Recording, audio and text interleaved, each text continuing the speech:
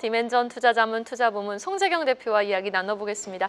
대표님 어서 오십시오. 네, 안녕하세요. 또 한 번 우리 코스피 지수가 사상 최고치를 경신하면서 3,344포인트에서 마감을 했습니다.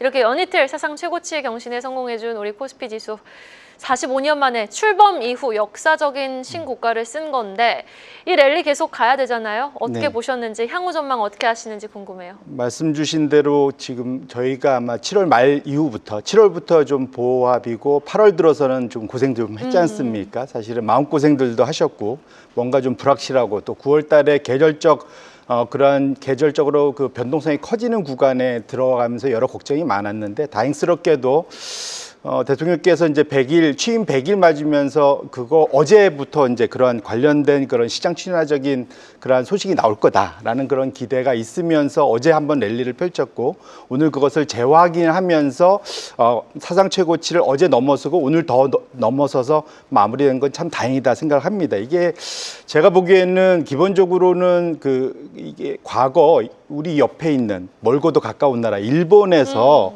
일본의 장기 상승 트렌드의 그 경험이 우리나라에서도 재현될 수 있지 않을까라는 기대감을 갖게 하는데요. 차트가 있으면 한번 열어봐 주시면 아베노믹스 기억하실 겁니다. 기억나죠. 이제 세계의 화살 그래갖고 2012년에 두 번째 총리가 된 다음에 했던 것이 통화 완화책, 금리를 낮추고 두 번째 재정 자극, 돈을 풀고 그다음에 마지막으로는 이제 그 지배구조 개혁을 해갖고 기본적으로는 주주 친화적이고 행동주의 투자자들이 나설 수 있게끔 이렇게 만들어주면서 상황이 상당히 좋아졌던 모습을 보였고요. 그래서 제가 차트를 갖고 왔는데 저 붉은색 선이 니케이 225, 그러니까 이거는 이제 엔화 기준으로 표시되는 거죠.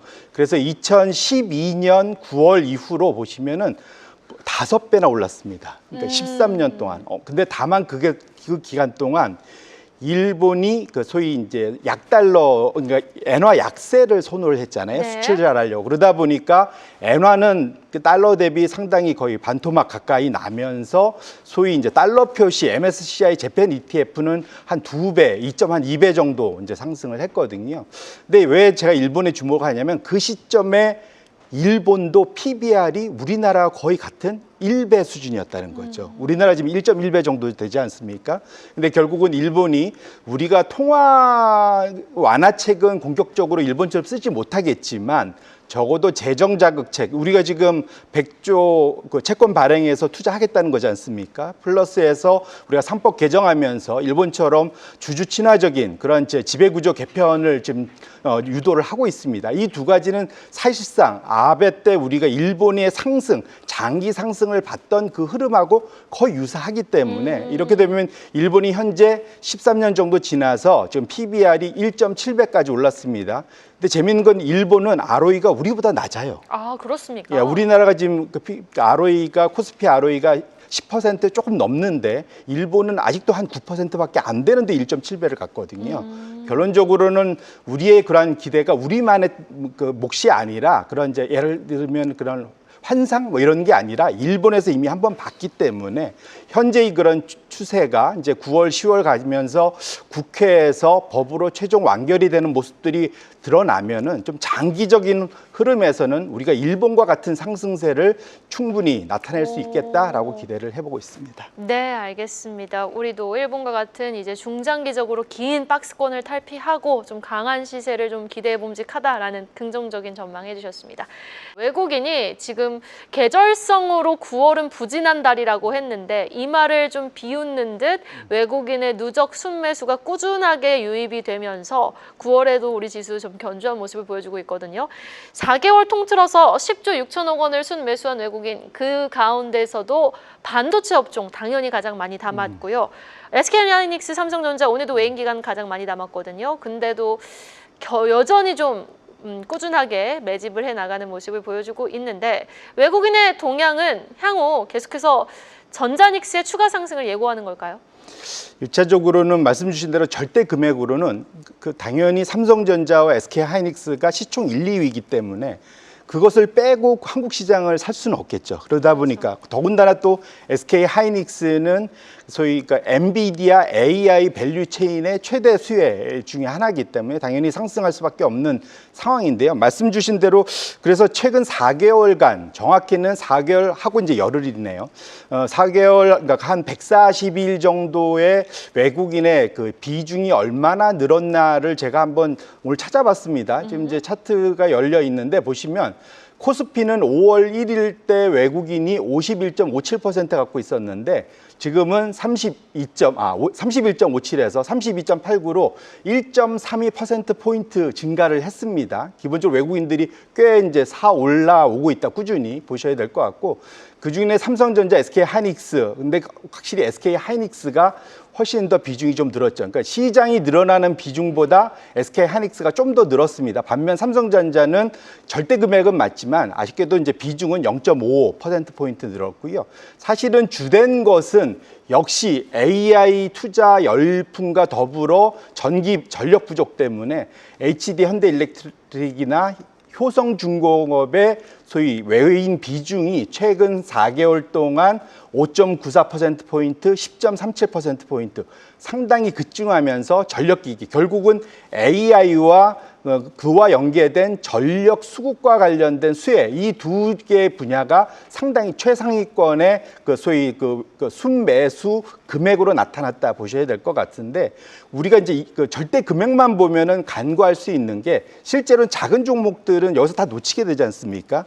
그런 측면에서 제가 나머지 종목들을 좀 찾다 보니까 관련된 저런 이제 전력기기 종목들 좀 작은 것들도 나타나긴 하는데 제가 흥미롭게 봤던 것은 네. 그 소위 그러니까 외인 비중이 절대적으로 많이 늘어난 상위권 중에 보니까 역시 캐대언 효과라고 나타낼 수 있을 것 같아요. 그러니까 방한 외국인들이 늘어날수록 수혜를 보는 그런 관련된 기업들의 외국인 투자 비중이 최근 4개월 동안 상당히 많이 늘었다. 네. 대표적으로 APR, 그다음에 롯데관광개발, 파라다이스, GKL, 한국공항. 대표적으로 이게 외국인들이 들어오면 수혜를 볼 수 있는 다 그런 그렇죠. 분야지 않습니까? 그래서 확실하게 외국인들은 한국의 방한 외국인들이 늘어나면서 한국의 그러한 수요가 급증할 것에 대한 투자를 선취를 미리 하고 있다라는 측면에서 놓고 보면 이 테마는 지속될 가능성이 높고요. 더군다나 지금 100조 투자에서 AI도 투자하지만 국내 내수 부양 더 하겠다는 거지 않습니까?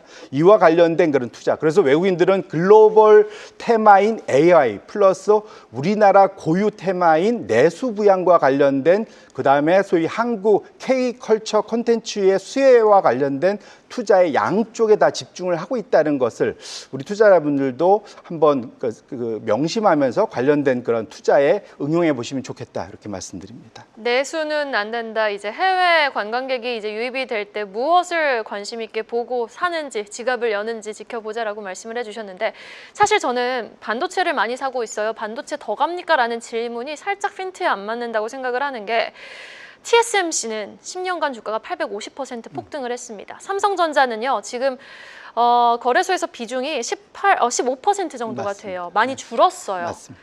지금 부진한 거거든요. 큰 그림으로 봤을 때. 그런데 지금 서두에서 우리가 일본 증시 뒤따라갈 수 있습니다라고 말씀해 주신 말인즉슨 삼성전자가 앞으로도 큰 그림으로 봤을 때 더욱더 힘을 낼 수 있을 거라는 말씀이십니까? 사실은 삼성전자가 되게 아쉬웠죠. 네. 특히 작년 여름 이후에 상당히 부진했고 최근에 조금씩 힘을 내고 있지만 아까 보셨듯이 외국인들의 그 비중이 그 기간 동안 시장이 늘어난 것만큼 못 쫓아갔잖아요. 그만큼 아직은 삼성전자에 대한 기대가 외국인들이 적긴 한데 절대적으로 저평가되어 있는 것은 분명한 것 같고요. 사실은 모멘텀, 지금 해외에서 그 사이에 부족했던 부분의 비메모리 분야냐 이런 데의 모멘텀들이 조금씩 살아나고 있습니다.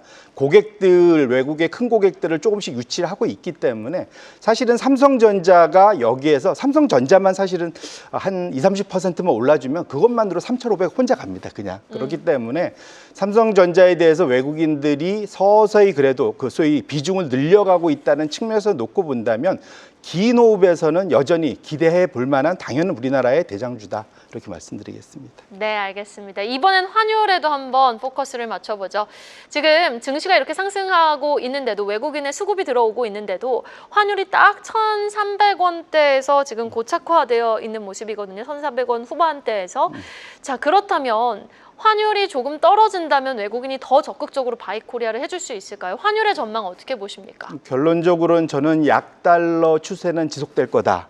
말씀드리고 싶고요. 연준이 결국은 이번 FOMC에서 금리 인하는 거의 뭐 기정사실이다 봐야 될 것 같고 향후에 이제 방향성이 어떻게 될 거냐 이슈일 것 같습니다. 경로가. 근데 어쨌거나 지금 미국이 계속 소위 금리를 지속적으로 높이기는 좀 어려운 국면이기 때문에 그렇게 놓고 보면 달러 약세 기조가 크게 바뀔 것 같지는 않고요. 기본적으로 최근에 전에도 말씀드렸지만 우리나라가 비롯한 대만 달러나 일본 엔화가 사실은 한 7월까지는 강세를 보이다가 지금 8, 9월 정도 조금 쉬어갔습니다.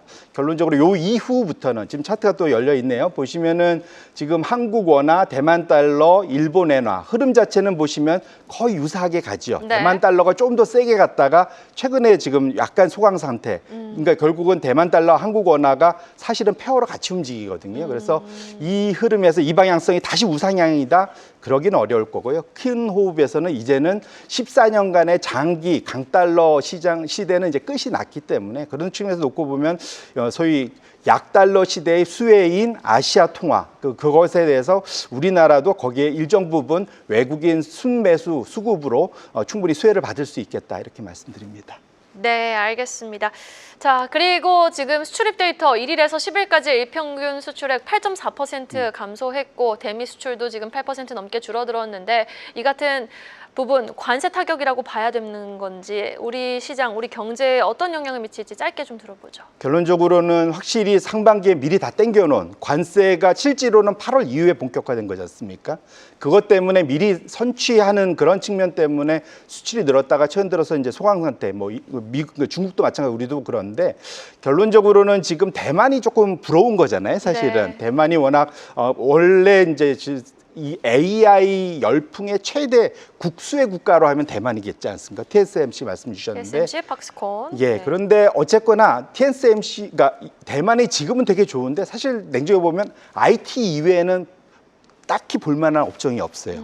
반면에 우리나라는 전 세계에서 가장 산업 포트폴리오가 잘 다변화되어 있는 나라. 이게 맞아요. 있습니다. 네. 그런 측면에서 놓고 보면 지금은 대만보다 속도가 빠르지는 않지만 혹시 당연히 IT가 영원할 수는 없지 않습니까? 그렇죠. AI가 거기가 수그러들고 나머지들이 올라갈 때 우리나라는 또 거기서 수혜를 볼 수 있기 때문에 그런 측면에서 놓고 보면 너무 조급하게 생각할 필요는 없겠다 이렇게 말씀드립니다. 여기까지 들어보겠습니다. 지금까지 송재경 대표와 함께했습니다. 말씀 고맙습니다. 네, 고맙습니다.